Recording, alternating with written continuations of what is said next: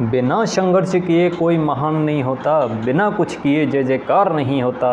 जब तक नहीं पड़ती हथौड़े की चोट तब तक कोई पत्थर भी लोगों के लिए भगवान नहीं होता। नमस्कार मेरे प्यारे साथियों, स्वागत करता हूं आप सभी का अपने परिवार द नॉलेज प्लाजा में। उम्मीद करता हूं आप लोग स्वस्थ होंगे और बहुत ही शानदार होंगे।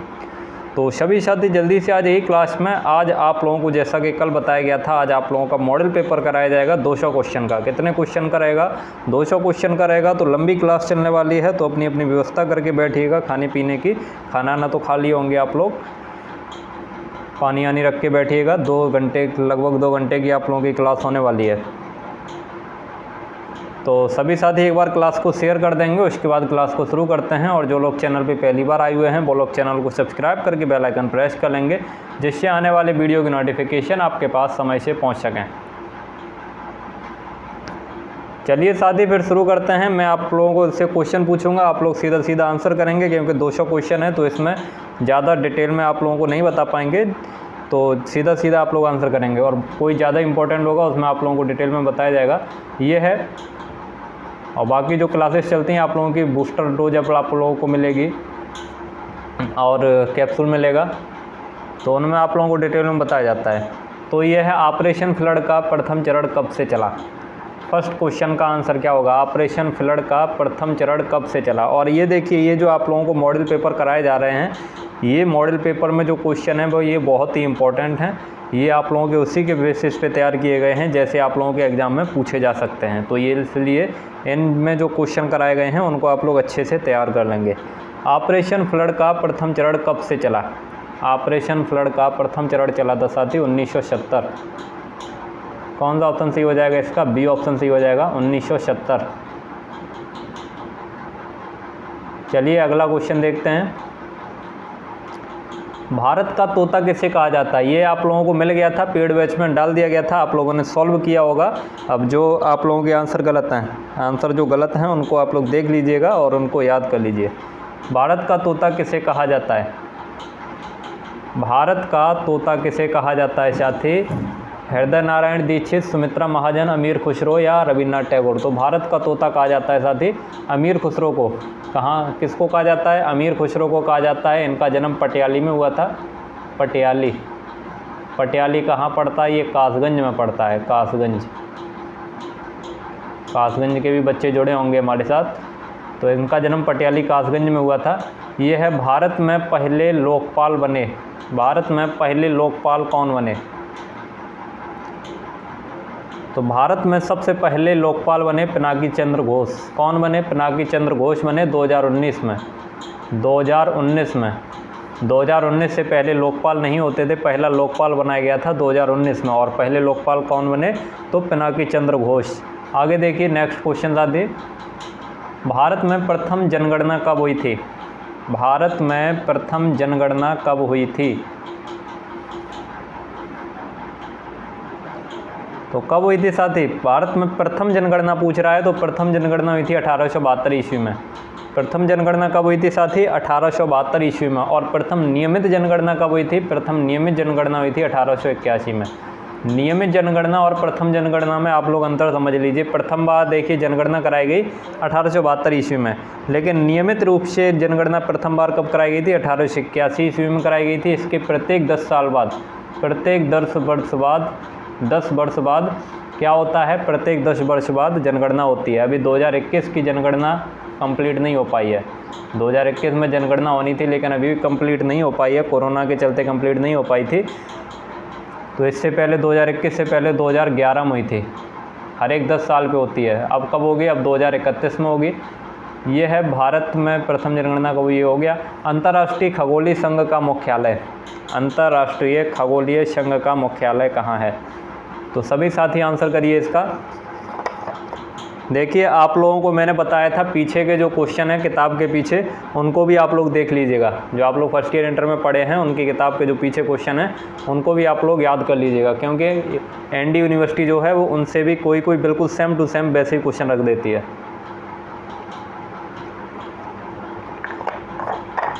तो अंतर्राष्ट्रीय खगोलीय संघ का मुख्यालय कहाँ पे साथी? प्राग। कहाँ पे? प्राग। ए ऑप्शन करेक्ट हो जाएगा इसका। अगला क्वेश्चन देखिए, विश्व की सबसे लंबी पर्वतमाला है, विश्व की सबसे लंबी पर्वतमाला कौन सी है? एंडीज, रॉकी, हिमालय या सभी? तो विश्व की सबसे लंबी पर्वतमाला है साथी एंडीज। कौन सी? एंडीज। ए ऑप्शन करेक्ट हो जाएगा। अगला क्वेश्चन देखिए, इसमें जो आप लोगों के क्वेश्चन सेट किए गए हैं ये बिल्कुल उसी बेसिस पे किए गए हैं जैसे आप लोगों के यूपी कैटेट के एग्जाम में पूछे जाएंगे। जैसे यूपी कैटेट में 20 क्वेश्चन पूछे जाते हैं जीएस के, तो 20 क्वेश्चन इसमें जीएस के मिलेंगे, 25-25 फिजिक्स, केमिस्ट्री, जूलॉजी, बॉटनी के मिलेंगे, 20 क्वेश्चन मैथ के मिलेंगे और आपके 60 क्वेश्चन एग्रीकल्चर के मिलेंगे। तो बिल्कुल उसी बेस पे ये तैयार किया गया आप लोगों के लिए। शिक्षा का अधिकार अधिनियम कब लागू हुआ? शिक्षा का अधिकार अधिनियम कब लागू हुआ था? तो ये लागू हुआ था साथी 1 अप्रैल 2010 को। 1 अप्रैल 2010 को लागू हुआ। अगला क्वेश्चन देखिए, ये है भारत में जीएसटी किस संविधान संशोधन के तहत किया गया? भारत में जो जीएसटी लागू किया गया है ये किस संविधान संशोधन के तहत किया गया? तो ये 101वें संविधान संशोधन के तहत किया गया। कौन से? 101वें संविधान संशोधन के तहत भारत में जीएसटी लागू किया गया। अगला क्वेश्चन देखिए, 64वां फिल्म फेयर अवार्ड 2019 की बेस्ट मूवी कौन सी थी? 64वां फिल्म फेयर अवार्ड 2019 की बेस्ट मूवी कौन सी थी? तो ये थी राजी। कौन सी? राजी। अगला क्वेश्चन देखिए, सारनाथ के स्तंभ में किसका उल्लेख है? सारनाथ के स्तंभ में किसका उल्लेख है? तो सारनाथ के स्तंभ में किसका उल्लेख है साथी? अशोक का उल्लेख है।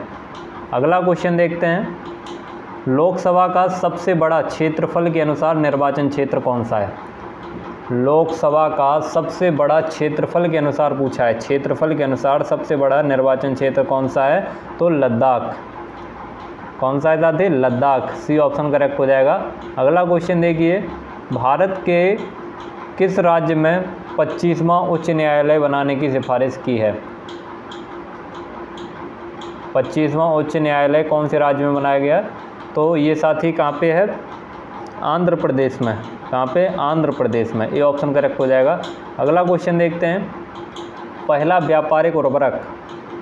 आप लोग देखिए जल्दी जल्दी आंसर करते चलिए और क्लास को शेयर भी कर दीजिए, क्लास को शेयर भी कर दीजिए अपने दोस्तों के साथ, ताकि वो लोग भी हमारे साथ जुड़ सकें और वो लोग भी इसका बेनिफिट ले सकें।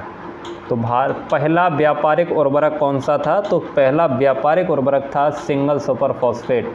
कौन सा था? Single super phosphate. B option इसका जो है करेक्ट हो जाएगा। सिंगल सुपर फॉस्फेट जो है ये इसको एसएसपी के नाम से भी जानते हैं। किसके? एसएसपी के नाम से भी जानते हैं। ये पहला व्यापारिक उर्वरक था। अगला क्वेश्चन देखिए, 14 व्यापारिक बैंकों का राष्ट्रीयकरण कब किया गया? 14 व्यापारिक बैंकों का राष्ट्रीयकरण कब किया गया? तो क्या आंसर होगा साथी इसका? देखिए आंसर सभी लोग करिए, कुछ लोग बैठे हैं आंसर नहीं कर रहे हैं, तो वो लोग भी आंसर करें।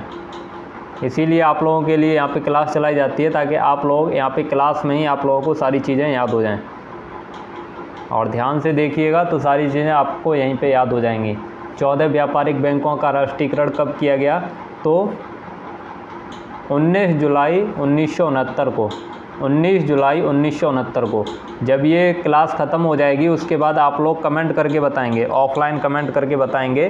क्लास ख़त्म हो जाती है उसके बाद नीचे जो कमेंट सेक्शन वाला ऑप्शन होता है उसमें कमेंट करके बताएंगे कि आप लोगों के 200 में से कितने क्वेश्चन सही हुए, कितने क्वेश्चन सही हुए और कितने क्वेश्चन गलत हुए, ये आप लोग ज़रूर कमेंट करके बताएंगे। एक कॉपी कलम ले लीजिए, उस पर नोट करते चलिए कि ये क्वेश्चन आपका सही हुआ, ये क्वेश्चन आपका गलत हुआ। क्योंकि देखिए आप लोग कोशिश करिएगा कि गलत क्वेश्चन कम करें, गलत क्वेश्चन कम करें। वैसे आपको ये पेड बैच पे प्रोवाइड कर दिया गया था, तो उस पर आप लोगों ने सॉल्व किया होगा, तो उससे आप लोगों को पता चल जाएगा कितने क्वेश्चन गलत हैं, तो अब वो हमें ज़रूर बताइएगा।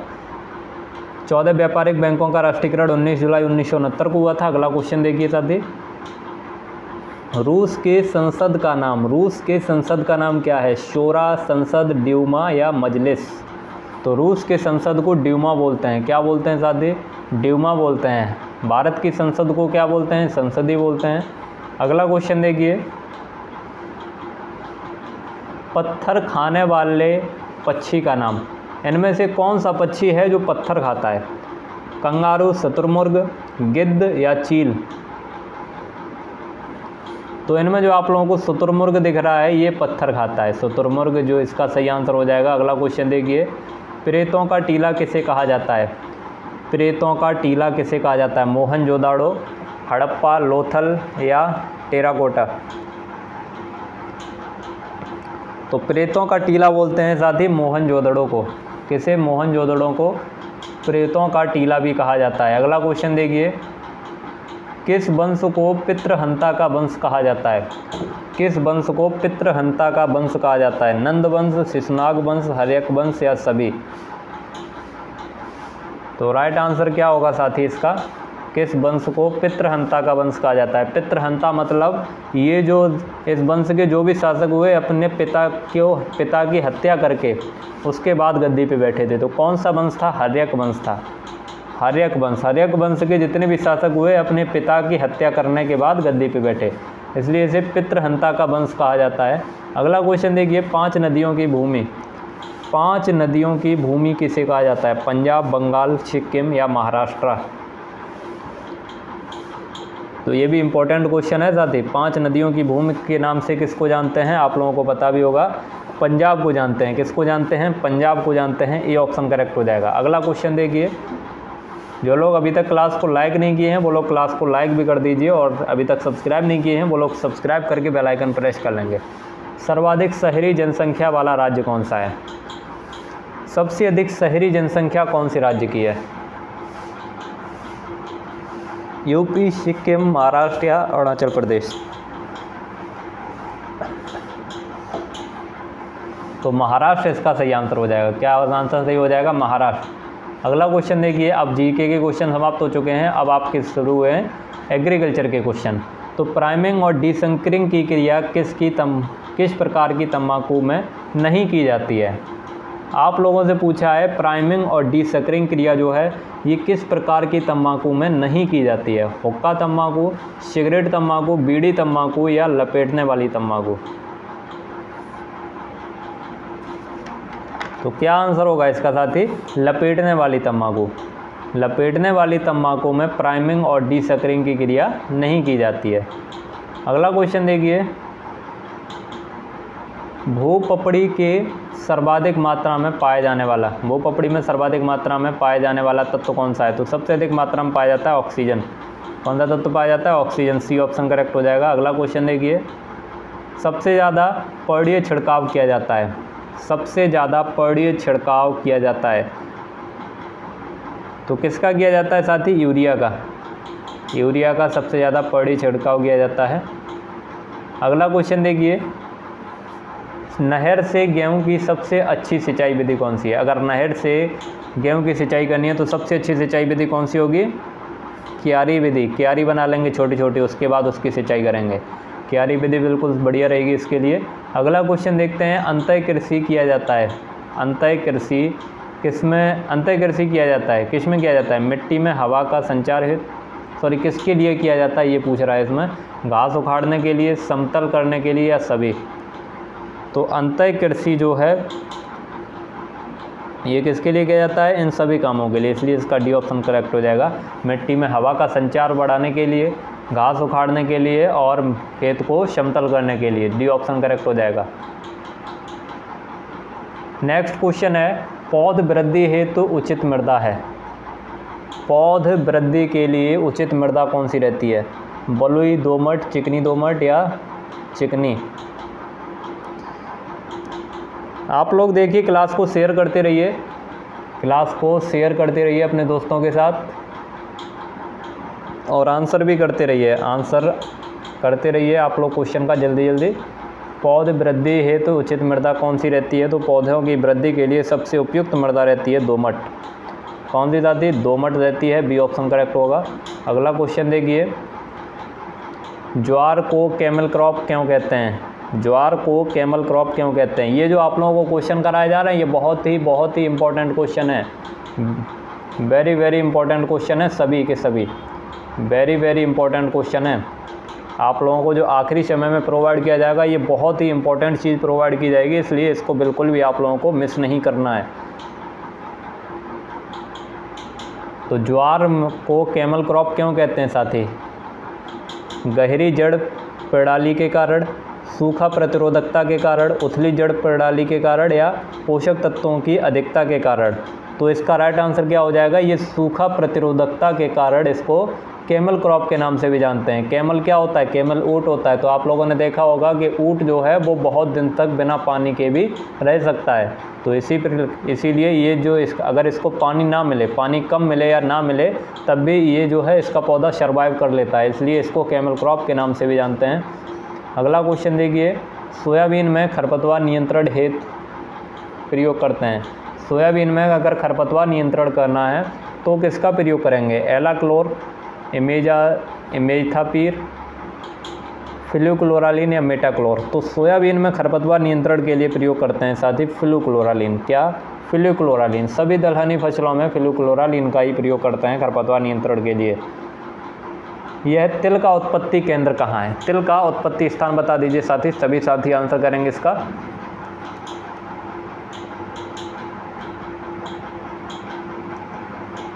तिल का ओरिजिन प्लेस कहाँ पे है साथी, भारत।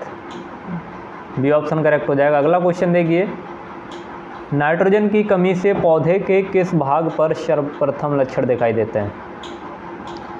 अगर आपके खेत में नाइट्रोजन की कमी हो रही है तो पौधे के कौन से भाग पर सबसे पहले लक्षण दिखाई देंगे। तो नाइट्रोजन की कमी के लक्षण सबसे पहले पुरानी पत्तियों पर दिखाई देते हैं। किस पर, पुरानी पत्तियों पर दिखाई देते हैं। ये पत्तियां कैसी हो जाती हैं, पीली पड़ने लगती हैं। अगला क्वेश्चन देखिए, डेपोक विधि से 1 हेक्टेयर के लिए चावल की पौध तैयार करने हेतु कितने क्षेत्रफल की आवश्यकता होगी। अगर डेपोक विधि से हमें 1 हेक्टेयर खेत के लिए चावल की पौध तैयार करनी है तो हमें कितने क्षेत्रफल की आवश्यकता होगी। तो राइट आंसर क्या होगा साथी इसका, अगर डेपोक विधि से, मैंने आप लोगों को बताया भी था, अगर डेपोक विधि से हमें पौध तैयार करनी है तो 1 हेक्टेयर खेत के लिए हमें 25 से 30 मीटर स्क्वायर एरिया की आवश्यकता होगी। 25 से 30 मीटर स्क्वायर एरिया में पौध डालेंगे डेपोक विधि से तो वो 1 हेक्टेयर की रोपाई के लिए उपयुक्त हो जाएगी। अगला क्वेश्चन देखिए, माधुरी किस्म है और साधारण धान की कितनी होते हैं। अगर साधारण तरीके से जो बेड मेथड होता है, बेड जो नर्सरी होती है, उस नर्सरी से अगर पौध डालते हैं जो सामान्यतः डाली जाती है, उससे 1000 मीटर स्क्वायर एरिया चाहिए होता है। कितना, 1000 मीटर स्क्वायर एरिया चाहिए होता है। अगला क्वेश्चन देखिए, माधुरी किसकी किस्म है। माधुरी किसकी किस्म है, तो ये स्वीट कॉर्न की वैरायटी है। किसकी, स्वीट कॉर्न की। माधुरी, प्रिया, ये किसकी वैरायटी हैं, स्वीट कॉर्न। अगला क्वेश्चन देखिए, जायद फसलों को बोने का समय। जायद फसलों, 3 प्रकार की फसलें होती हैं साथी, खरीफ होती है, रबी होती है, जायद होती है। तीनों को समझ लेंगे। देखिए, जायद फसलों को बोते हैं हम मार्च अप्रैल में। कब बोते हैं, मार्च अप्रैल में बोते हैं। अक्टूबर नवंबर में बोते हैं रबी क्रॉप को अक्टूबर नवंबर में बोते हैं, और जून जुलाई में बोते हैं खरीफ क्रॉप को बोते हैं जून जुलाई में। तो तीनों चीज़ें आप लोग याद रखिएगा। ये है, गोबर की खाद से पहले वर्ष में पौधों की उपस्थिति पोषक तत्वों का कितना भाग मिलता है। अगर हमें अपने खेत में गोबर की खाद प्रयोग कर रहे हैं तो उसका पहले वर्ष में कितने प्रतिशत हमें पोषक तत्व मिल जाएंगे। गोबर की खाद का पोषक तत्व जो है वो केवल 1/3 मिलेगा। कितना, 1/3 मिलेगा, 1/3।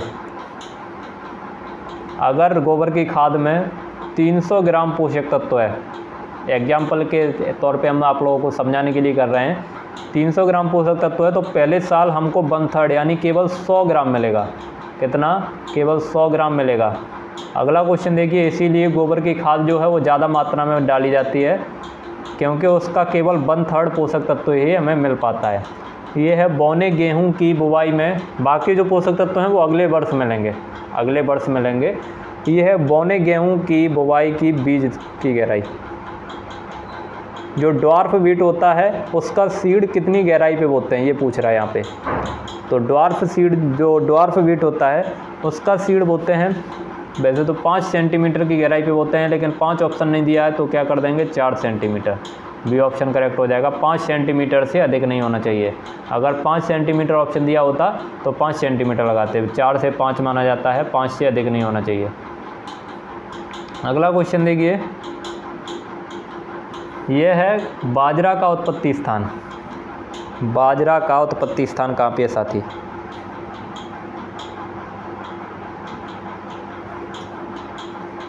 तो बाजरा का उत्पत्ति स्थान पूछ रहा है साथी, ये है अफ्रीका में। कहाँ पे है? अफ्रीका।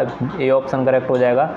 अगला क्वेश्चन देखते हैं। खरपतवार नाशी रसायन गेहूं का, खरपतवार नाशी रसायन गेहूंसा, गेहूंसा कैसे बोलते हैं? एक बार कमेंट करके बताइए साथी।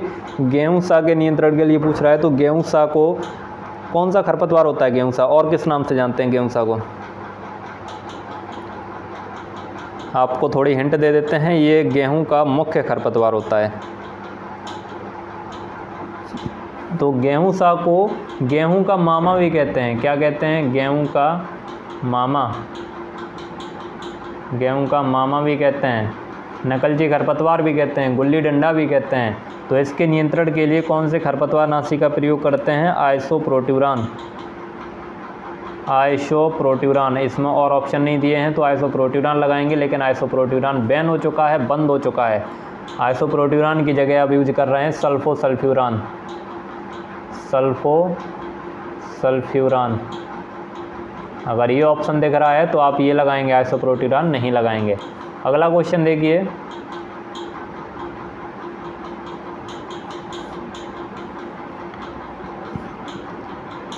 यह खरपतवार नाशी, ये तो हो गया। बोरो धान की रोपाई का समय।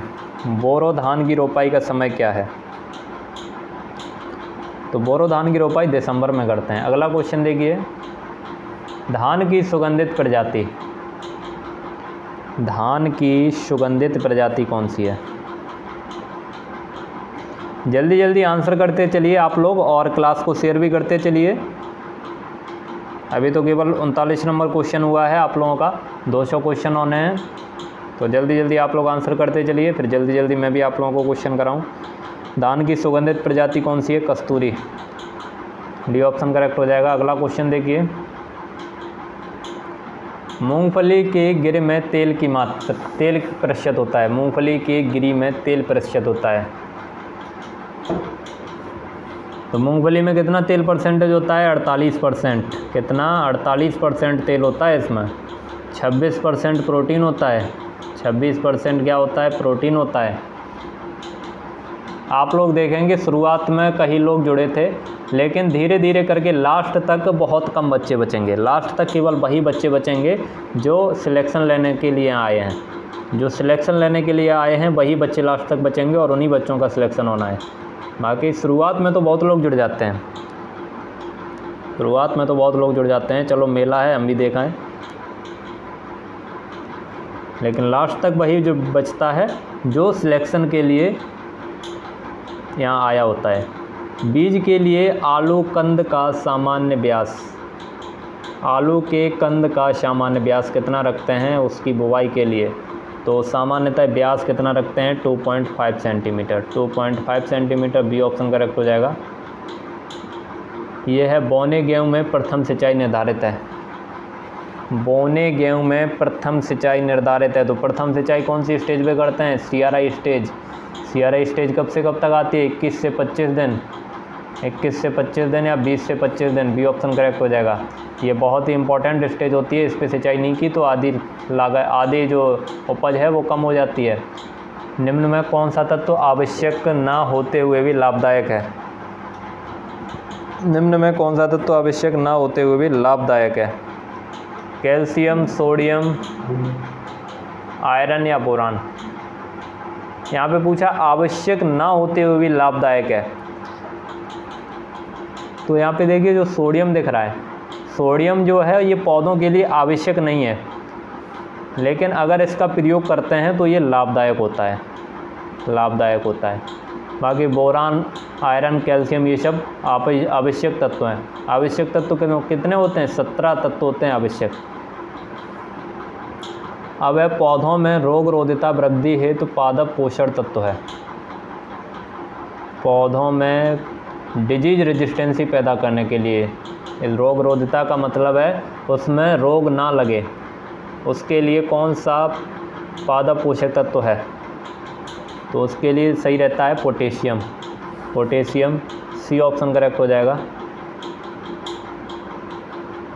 ये देखिए कौन सा अल्प प्रकाशीय पौधा है, कौन सा अल्प प्रकाशीय पौधा है, टमाटर, मिर्च, सोयाबीन या सूरजमुखी।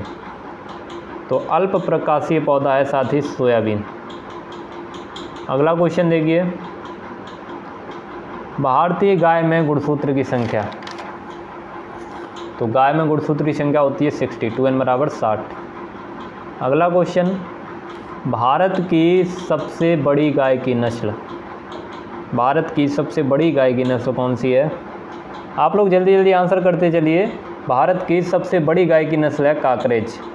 कौन सी है? काकरेज है, डी ऑप्शन करेक्ट हो जाएगा।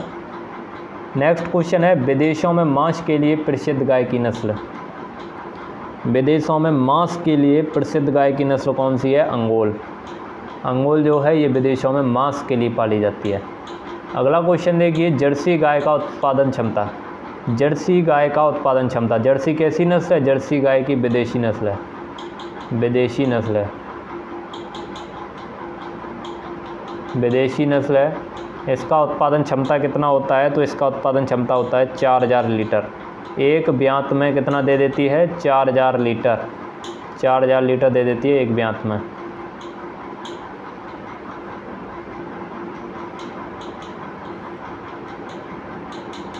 अगला क्वेश्चन देखिए, करण फ्राइज गाय संकरण कहाँ हुआ था? करण फ्राइज जो है ये कहाँ से निकाली गई है? करण फ्राइज गाय की हाइब्रिड नस्ल है। कैसी हाइब्रिड नस्ल है?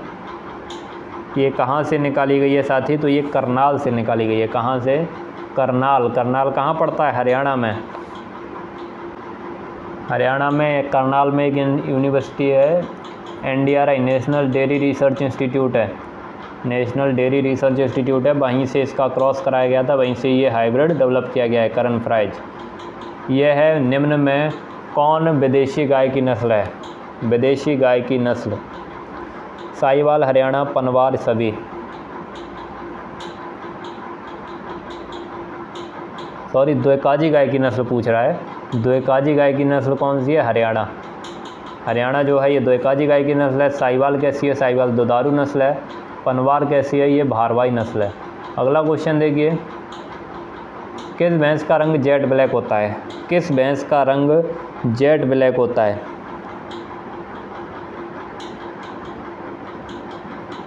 तो जेट ब्लैक कलर किसका होता है? मुर्रा भैंस का रंग जो है ये जेट ब्लैक होता है। जेट ब्लैक का मतलब जेड ब्लैक होता है, जेड ब्लैक, सॉरी जेड नहीं, जेड ब्लैक होता है, मतलब गहरा काला होता है। बदावरी भैंस जो है इसका रंग तांबे जैसा होता है और बदावरी भैंस के दूध में सबसे अधिक फैट पाया जाता है 13%।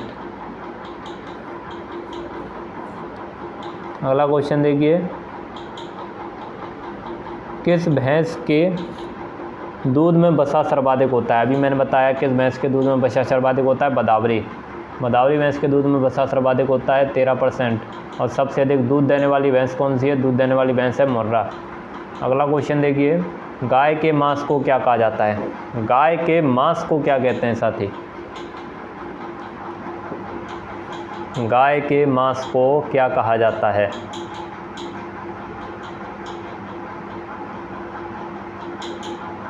तो गाय के मांस को कहते हैं साथी,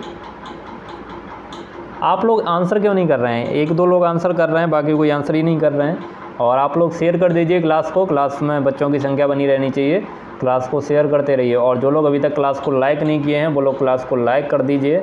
और जो लोग नए जुड़े हैं वो लोग चैनल को सब्सक्राइब करके बेल आइकन प्रेस कर लेंगे, जिससे आने वाले वीडियो की नोटिफिकेशन आपके पास समय से पहुँच सकें। तो गाय के मांस को कहते हैं साथी बीफ। क्या बोलते हैं? बीफ बोलते हैं। ये ऑप्शन करेक्ट हो जाएगा। अगला क्वेश्चन देखिए, NDRI कहाँ स्थित है? तो अभी मैंने आप लोगों को ऊपर बताया था NDRI कहाँ है। सभी लोगों का बिल्कुल सही आंसर आना चाहिए। NDRI कहाँ पे है? करनाल में है, national dairy research institute, Karnal, Haryana. Next question, खेत में गहरी गुड़ाई के लिए प्रयोग होता है। गहरी गुड़ाई करनी है तो उसके लिए किसका प्रयोग करते हैं? कुदाल का प्रयोग करते हैं। किसका? कुदाल का प्रयोग करते हैं। अगला क्वेश्चन देखिए, डायनमोमीटर में डायल कितने भागों में बटा होता है? डायनमोमीटर से क्या मापते हैं? बताइए साथी, डायनमोमीटर से क्या मापा जाता है? तो डायनमोमीटर से साथी मापते हैं यंत्रों का खिंचाव। यंत्रों का खिंचाव मापने वाला यंत्र कौन सा है? डायनमोमीटर है। इसमें जो इसका डायल होता है ये 20 भागों में बटा होता है। कितने भागों में? 20 भागों में बटा होता है। अगला क्वेश्चन देखिए, तबेदार हैरो में डिस्क कोण बना होता है। तबेदार हैरो में डिस्क कोण बना होता है। डिस्क कोण जो है ये अधिक से अधिक 20 डिग्री होता है। तबेदार हैरो में डिस्क कोण अधिक से अधिक 20 डिग्री होता है। नेक्स्ट क्वेश्चन है, सबसे भारी कल्टीवेटर। सबसे भारी कल्टीवेटर कौन सा है? तो सबसे भारी कल्टीवेटर होता है बाहुआ कल्टीवेटर। कौन सा? बाहुआ कल्टीवेटर जो है ये सबसे भारी कल्टीवेटर होता है। सी ऑप्शन करेक्ट हो जाएगा। अगला क्वेश्चन देखिए, भूमि का प्रथम खुलना कहलाता है। भूमि का प्रथम खुलना क्या कहलाता है? आप लोग थकने लगे क्या साथी? अभी तो केवल 60 क्वेश्चन पे पहुँचे हैं।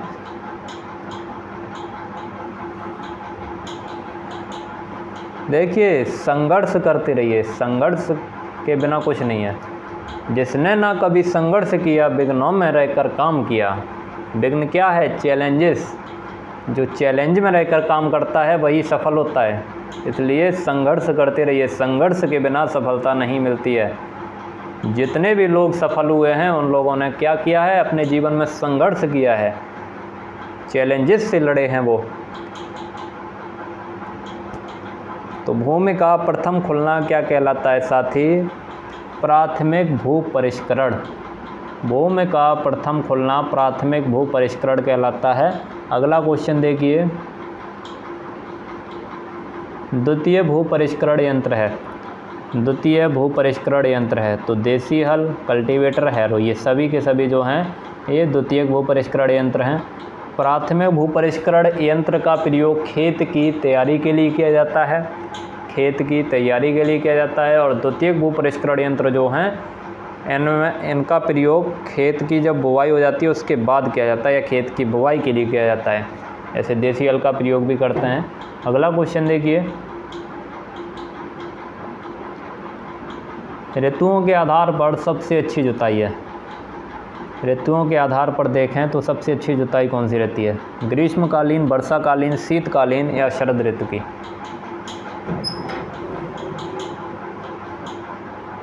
तो बताइएगा साथी, ऋतुओं के आधार पर सबसे अच्छी जुताई कौन सी रहती है?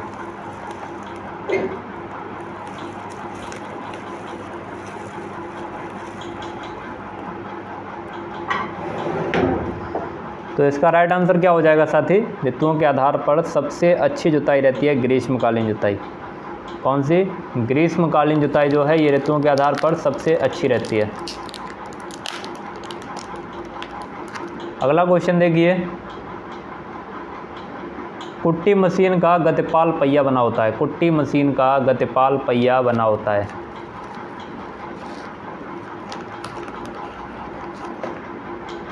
पिटवा लोहे का, मृद इस्पात का, उच्च कार्बन इस्पात का, ढलवा लोहे का?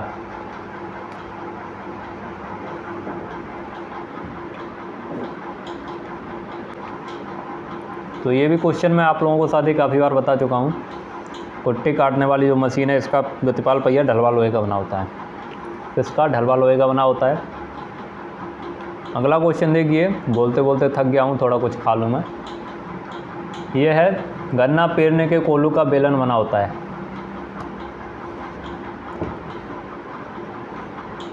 गन्ना पेरने के कोल्हू का बेलन बना होता है।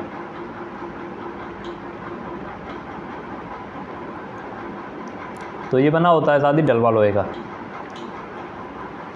अगला क्वेश्चन, डिबलर में खूंटियों की संख्या। डिबलर जानते हैं ना, डिबलर से खेत की बुवाई के लिए इसका भी प्रयोग किया जाता है, लेकिन बड़े बड़े क्षेत्रों में इसके प्रयोग नहीं किया जा सकता क्योंकि ये कार्य क्षमता जो है ये इसकी बहुत कम होती है।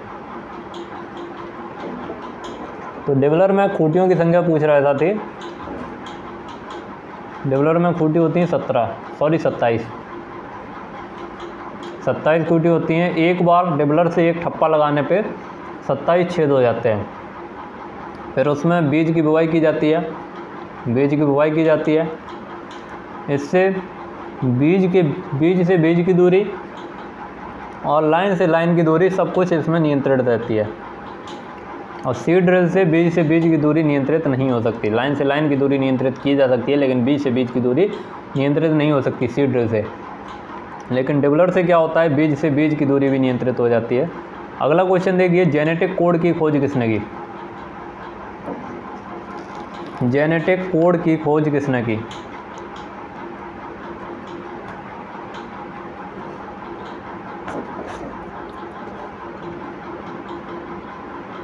तो ये की थी शादी नीरेनबर्ग ने। किसने? नीरेनबर्ग ने की थी।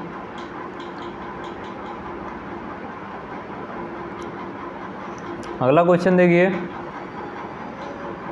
एग्रोएस्ट्रोलॉजी में किसका अध्ययन करते हैं? एग्रोएस्ट्रोलॉजी में, तो एग्रोएस्ट्रोलॉजी में अध्ययन किया जाता है साथी घासों का। आप लोग भी पानी आनी रख के बैठिए अपने पास। यह है पेनिसिलिन की खोज किसने की? पेनिसिलिन की खोज किसने की? पेनिसिलिन का जो टीका था उसकी खोज की थी अलेक्जेंडर फ्लेमिंग ने।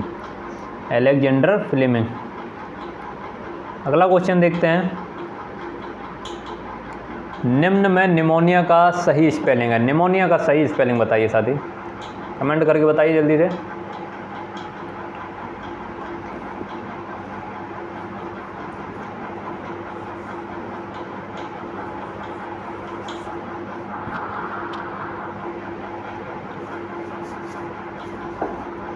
तो निमोनिया का सही स्पेलिंग जो बी ऑप्शन में लिखा हुआ है ये बिल्कुल करेक्ट स्पेलिंग है।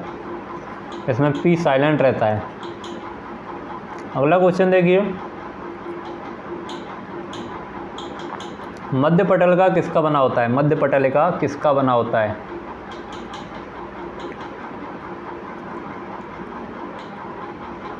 तो ये कैल्शियम और मैग्नीशियम के पेक्टेट द्वारा बना होता है। किसके द्वारा? कैल्शियम और मैग्नीशियम के पेक्टेट द्वारा, इसलिए इसका डी ऑप्शन करेक्ट हो जाएगा, एंड भी बहुत। कोशिका भित्ति होती है, कोशिका भित्ति कैसी होती है?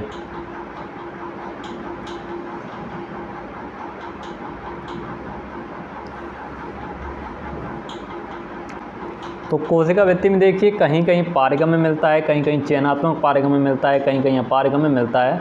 तो इसको लेके मैं थोड़ा कंफ्यूज हूँ, इसलिए क्वेश्चन आप लोगों को नहीं बता रहा हूँ। आगे दो क्वेश्चन देखिए, यह है कोशिका कला की पूरी मोटाई होती है। क्योंकि इसको मैं कोशिका भित्ति के बारे में पढ़ा तो कहीं कहीं इसको पारगम में बताया गया, कहीं कहीं अर्ध पारगम में बताया गया और कहीं कहीं चयनात्मक पारगम में बताया गया। तो 2-3 ऑप्शन इसके मिलते हैं। तो ऐसे क्वेश्चन आप लोगों से पूछे भी नहीं जाएंगे। यह है, और अगर पूछा भी जाता है तो चयनात्मक पारगम में लगाइएगा। यह है कोशिका कला की पूरी मोटाई। कोशिका कला की पूरी मोटाई होती है। कोशिका कला किसे बोलते हैं? Cell membrane. सेल मेम्ब्रेन की कुल मोटाई कितनी होती है? 75 से 100 एंगस्ट्रॉम। कितनी? 75 से 100 एंगस्ट्रॉम। अगला क्वेश्चन देखिए, किसी द्रव का अर्ध पारगम्य झिल्ली द्वारा कम सांद्रता से अधिक सांद्रता की तरफ जाना क्या कहलाता है? किसी द्रव का अर्ध पारगम्य झिल्ली द्वारा कम सांद्रता से अधिक सांद्रता की तरफ जाना क्या कहलाता है? तो ये कहलाता है परासरण। क्या कहलाता है? परासरण। अगला क्वेश्चन देखिए, रंध्र पाए जाते हैं। रंध्र किसे बोलते हैं? स्टोमेटा। स्टोमेटा किस में पाए जाते हैं? तने में, पत्ती में, जड़ में, फल में। तो ये तो सब लोगों को पता होगा, स्टोमेटा जो हैं ये पत्तियों में पाए जाते हैं, पत्तियों में। अगला क्वेश्चन देखिए, यह है जीव द्रव्य का कोलाइडल मत किसने दिया? जीव द्रव्य का कोलाइडल मत किसने दिया था साथी? जीव द्रव्य का कोलाइडल मत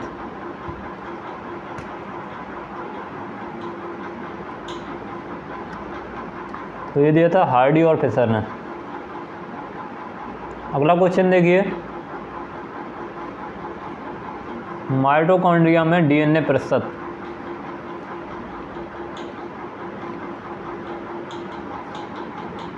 माइटोकॉन्ड्रिया में डीएनए कितना परसेंटेज होता है? तो 8%। 8%, बी ऑप्शन करेक्ट होगा। अगला क्वेश्चन देखिए, इमारती लकड़ियों को नष्ट करने में निम्न में कौन सा कवक उत्तरदायी है? जो लकड़ियों को नष्ट कर देता है कौन सा कवक है? तो यह पॉलीपोरस। कौन सा? पॉलीपोरस। अगला क्वेश्चन देखिए, निम्न में कौन सा कवकनाशी है? इनमें से कौन सा कवकनाशी है?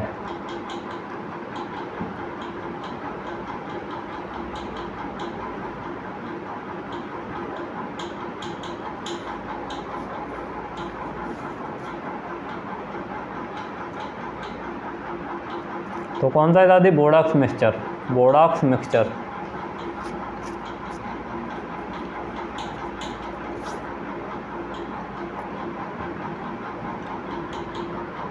अगला क्वेश्चन है राइजोबियम जीवाणु है। तो राइजोबियम जो होता है ये परजीवी होता है। परजीवी होता है, जैसा कि आप लोगों को पता है राइजोबियम कहाँ पाया जाता है? जो लेग्यूमिनस क्रॉप्स होती हैं उनकी जड़ों में पाया जाता है। उनकी जड़ों में पाया जाता है और उनकी जड़ों के द्वारा नाइट्रोजन का स्थिरीकरण करता है।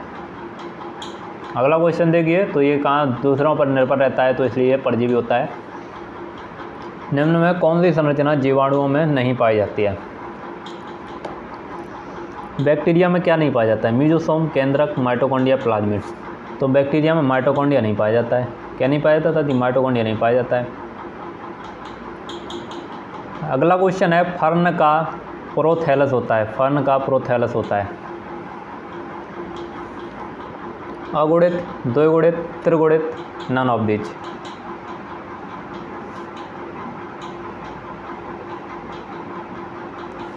तो फर्न का प्रोथैलस कैसा होता है साथी? ये होता है अगुणित। अगला क्वेश्चन देखिए, प्रकाश संश्लेषण की क्रिया में कार्बन डाइऑक्साइड को किसने आवश्यक बताया? प्रकाश संश्लेषण की क्रिया में कार्बन डाइऑक्साइड आवश्यक है, ये किसने बताया था? तो ये बताया था मोल ने। किसने? मोल ने बताया था। बी ऑप्शन करेक्ट हो जाएगा। अगला क्वेश्चन देखिए, ये है चिरलग्न बाह्यदल पाए जाते हैं। तो ये सभी के सभी ऑप्शन जो हैं इसमें चिरलग्न बाह्यदल पाए जाते हैं। कौन सी फैमिली है? Solanaceae family. सोलेनेसी फैमिली में। अगला क्वेश्चन देखिए, पान तथा बिलोय में पाई जाने वाली पत्ती का प्रकार। पान तथा बिलोय में पाई जाने वाली पत्ती का प्रकार। तो पान और बिलोय में कॉर्डेट टाइप पाई जाती है। कैसी? कॉर्डेट।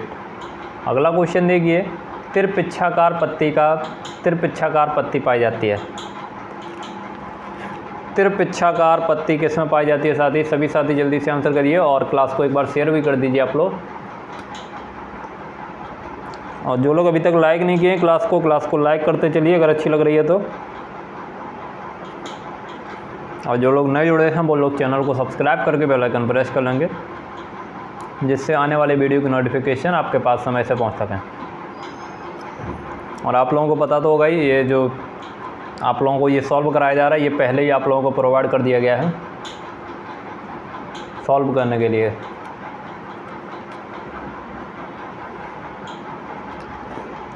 तो त्रिपिच्छाकार पत्ती पाई जाती है, किसमें पाई जाती है साथी? सहजन में। अगला क्वेश्चन देखिए, निम्न में कौन सा विशेष प्रकार का पुष्पक्रम है?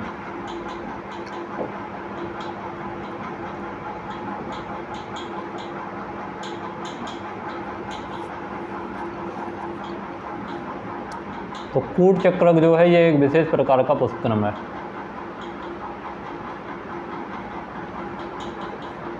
यह 17 इस प्रकार के राइबोसोम की दोनों इकाइयाँ बनी होती हैं।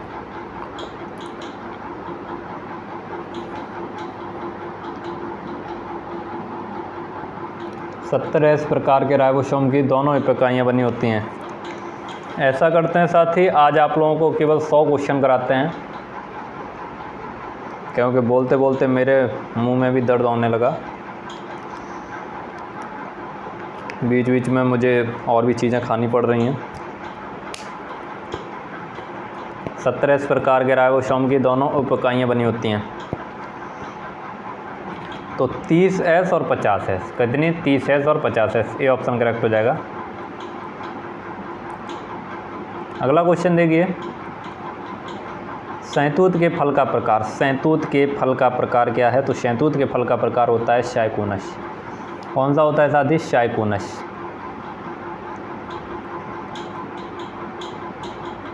अगला क्वेश्चन देखिए, भ्रूण कोष होता है, भ्रूण कोष कैसा होता है? 8 केंद्रकीय 7 कोशिकीय, दोनों या नन ऑफ दीज। देखिए एक भ्रूण कोष होता है, एक भ्रूण कोष होता है, एक भ्रूण कोष होता है, एक भ्रूण कोष होता है। तो भ्रूण कोष जो है ये 8 केंद्रकीय और 7 कोशिकीय होता है। भ्रूण कोष जो है ये 8 केंद्रकीय और 7 कोशिकीय होता है, सी ऑप्शन करेक्ट हो जाएगा। और ये भ्रूण कोष जो है ये 3N होता है। कैसा होता है? 3N होता है भ्रूण कोष। आगे देखिए, लाइकेन संवेदनशील होते हैं, लाइकेन संवेदनशील होते हैं पानी के प्रति, मृदा प्रदूषण के प्रति, नाइट्रोजन डाइऑक्साइड के प्रति या सल्फर डाइऑक्साइड के प्रति। तो जो लाइकेन हैं ये किसके प्रति संवेदनशील होते हैं साथी? सल्फर डाइऑक्साइड के प्रति, SO2 के प्रति संवेदनशील होते हैं। आगे क्वेश्चन देखिए, हड्डी को पेशी से जोड़ना किसका कार्य है? हड्डी को पेशी से जोड़ना किसका कार्य है? लिगामेंट, टेंडन, कॉन्ड्रेन या नन ऑफ दीज। तो हड्डी को पेशी से जोड़ता है साथी टेंडन। कौन जोड़ता है? टेंडन, बी ऑप्शन करेक्ट हो जाएगा। अगला क्वेश्चन देखिए, इंसुलिन की कमी से कौन सा रोग होता है? इंसुलिन की कमी से कौन सा रोग होता है? तो इंसुलिन की कमी से साथी मधुमेह हो जाता है, मधुमेह या डायबिटीज। अगला क्वेश्चन देखिए, ब्लड ग्रुप ए में कौन सी एंटीबॉडी पाई जाती है? ब्लड ग्रुप ए में एंटीबॉडी पूछ रहा है, तो कौन सी एंटीबॉडी होती है साथी? ब्लड ग्रुप ए में बी होती है। एंटीबॉडी जो है कौन सी होती है? बी। देखिए एंटीबॉडी जो है वो स्मॉल लेटर में लिखी जाती है, स्मॉल लेटर में लिखी जाती है, इसलिए इसका ये वाला ऑप्शन नहीं सही होगा। नहीं तो आप सोच रहे होंगे कि ये वाला ऑप्शन क्यों नहीं सही हुआ, ये वाला क्यों सही हुआ। तो एंटीबॉडी जो है वो हमेशा स्मॉल लेटर में लिखी जाती है। और ब्लड ग्रुप ए है तो इसमें एंटीबॉडी बी होगी, और ब्लड ग्रुप बी है तो उसमें एंटीबॉडी ए होगी। एंटीबॉडी जो है वो एंटीजन के समान नहीं हो सकती, एंटीजन और एंटीबॉडी जो हैं वो समान नहीं हो सकते। ब्लड ग्रुप ए में एंटीजन ए होता है, एंटीजन ए होता है, इसलिए एंटीबॉडी कौन सी हो जाती है? बी। ये दोनों अगर समान हो जाते हैं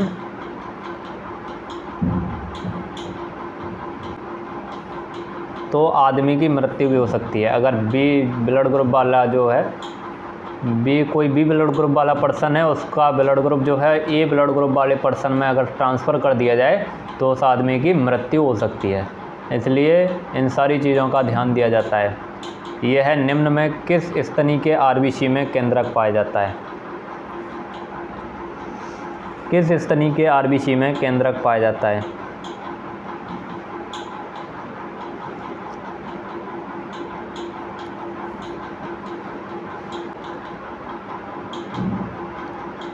तो ये भी क्वेश्चन मैं आप लोगों को काफ़ी बार करा चुका हूँ।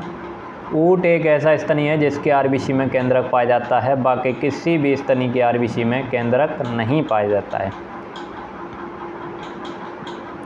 अगला क्वेश्चन देखिए, लीवर कोहन की दरारें पाई जाती हैं, तो ये किस में पाई जाती हैं? खरगोश में पाई जाती हैं। अब कोलंबा लेविया जंतु वैज्ञानिक नाम है, फटाफट आंसर कर दीजिए साथी। कोलंबा लेविया किसका जंतु वैज्ञानिक नाम है?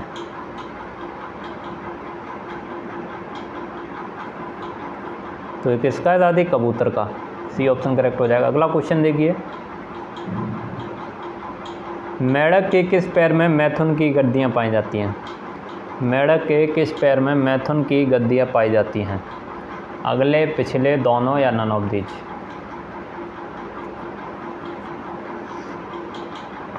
तो मेढक के अगले पैर में मैथुन की गद्दियाँ पाई जाती हैं, ये ऑप्शन करेक्ट हो जाएगा इसका। अगला क्वेश्चन देखिए,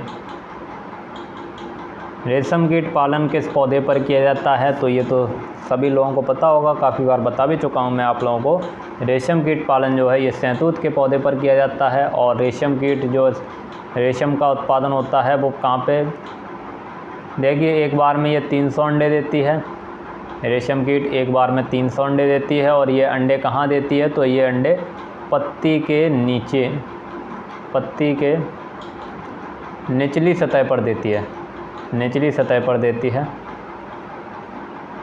सतह पर देती है। अगला क्वेश्चन देखिए, मधुमक्खी का वर्ग है, मधुमक्खी की क्लास पूछिए आप लोगों से।